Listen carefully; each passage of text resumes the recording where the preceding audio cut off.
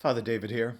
For those of you who still think that Trump is some kind of business genius leading us to the promised golden age, just take a look at how he's handling the tariff bonanza of $200 billion that supposedly has come in since he imposed these tariffs on all of us.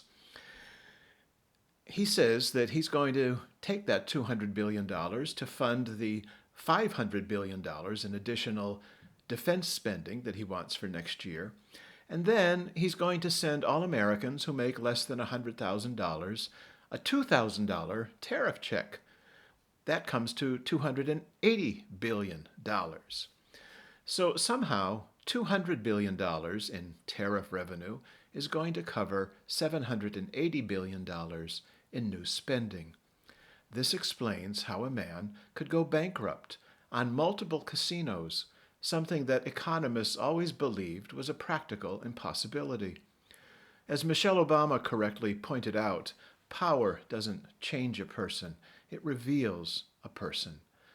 And Trump, who has always been, as we can see from his ludicrous claim that he doesn't need to follow international law, that he will simply follow his conscience, which he doesn't have, his willy-nilly tearing down of the East Wing without getting the necessary permissions, and now his personally directed criminal probe against the Federal Reserve chairman, because Chairman Powell would not bend to Trump's demands for reduced interest rates on the time frame that Trump wanted.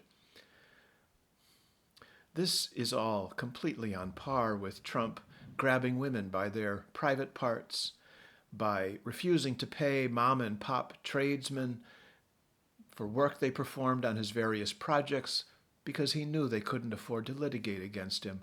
So instead they accepted pennies on the dollar, and many went out of business. And his past racist attacks on people of color. Indeed, everything we are seeing today is consistent with who he has always been: a vile, insecure, intellectually deficient failure. And that's who we have placed in highest office. If you who still support him think he's going to deliver a golden age, all you've got to do is look at his track record, which in every circumstance has been abject failure. And as he did then, he is doing now.